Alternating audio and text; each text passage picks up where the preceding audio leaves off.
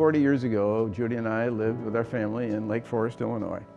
And we had a little grape arbor there. And I didn't pay much attention to it, but a neighbor came over and said, "You've got some grapevines there, and I like to make grapevine wreaths. Would you mind if I cut a few?" I said, "No, go right ahead, but I want you to show me how you make your wreaths." So he did, and that started me on this about 40 years ago. And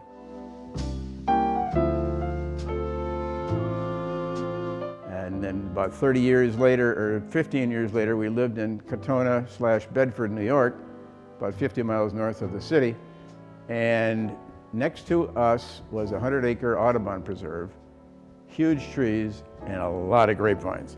And I would cut down 30, 40-foot grapevines, slash them up, bring them back, and I'd converted a detached garage into a little studio for me so I could make my wreaths. And I started making these grapevine wreaths. And all the big wreaths that I've made are made from those grapevines. And it's worked out very well. I made 40, 50 grapevine wreaths and did a lot with them up in New York. But when we moved down to Sanibel, I brought 8 or 10 with me. And I wish I'd brought more, but that's what I had. My father, when he was alive, he made big, huge wreaths out of greens, and he had 7 or 8 layers of different greens on a huge wreath over our family fireplace in the living room for Christmas. And that first got me thinking, and I always sat on my stool watching Dad make those wreaths.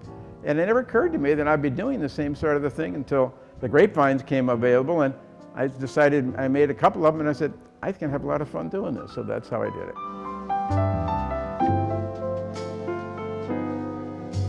Well, it was something that just happened, and I had seen some grapevine wreaths someplace up in the Bedford area. And what you do is you get a ring, with a solid, a metal ring, wire ring, and I wrap the grapevine, stop with the first grapevine, wrap it around that, and then you put another layer on and another layer on, and pretty soon you've got 5, 6 inches of grapevine around this metal ring, and that's how it started. And that's how I just kept doing it. And I just had a lot of fun doing it.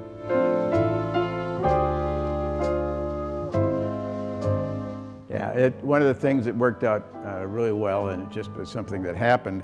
Our son was married, and our oldest son was married, and they wanted me to do some wreaths for the windows. I think there was 4 windows on each side, so I needed 8 wreaths. And I took about a 20-inch grapevine wreath that I had made.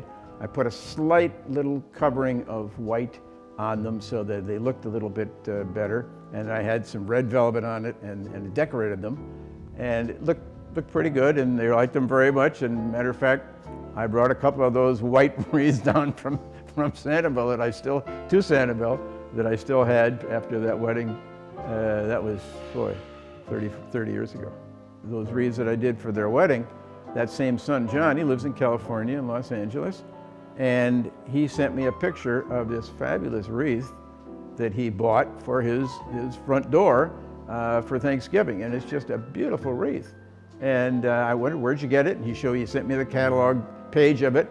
And it's nothing that I couldn't have done, but he got it because he wasn't able to do it himself, but he wanted something like something I would have made, I think is the way I took it.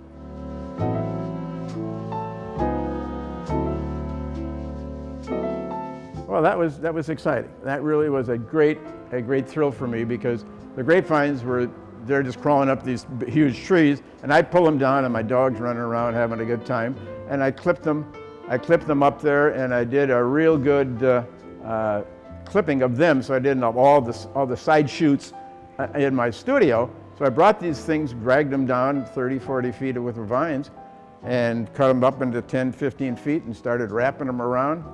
And pretty soon people started noticing what I was doing, and I did them for our church, for bazaars, and for Christmas events, etc. And pretty soon people got telling me how much they thought of them.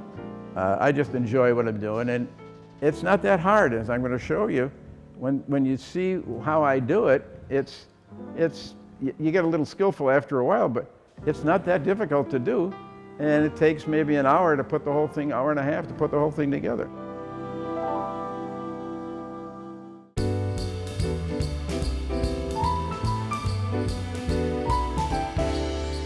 Let me show you how I do with how make these wreaths looking as good as I hope they do.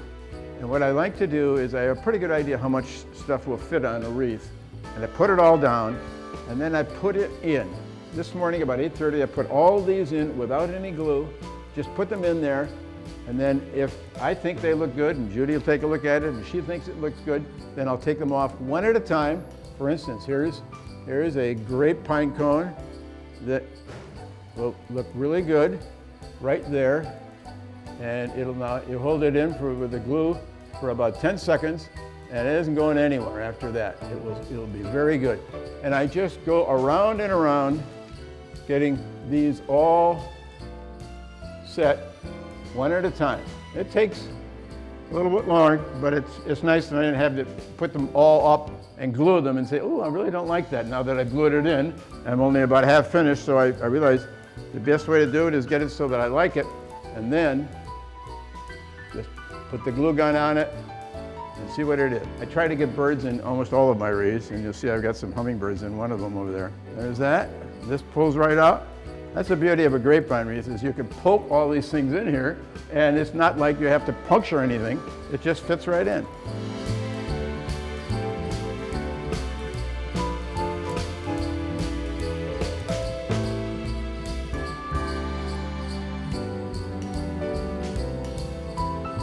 And the neat thing about this is, at each end of Harbor Court has this same round table, heavy wooden table, and 4 chairs.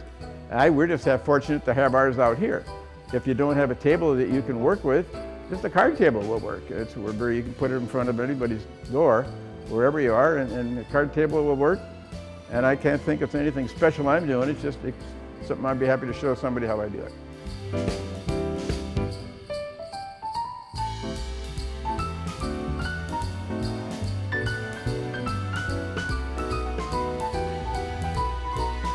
Well, when I'm finished with what I think is going to be the best I can do with it, or what I really wanted to do with it, I'll ask Judy to come out and take a look, and she agrees with me, fine, and she usually does, because we have a pretty good idea of what I can do and what it might look good.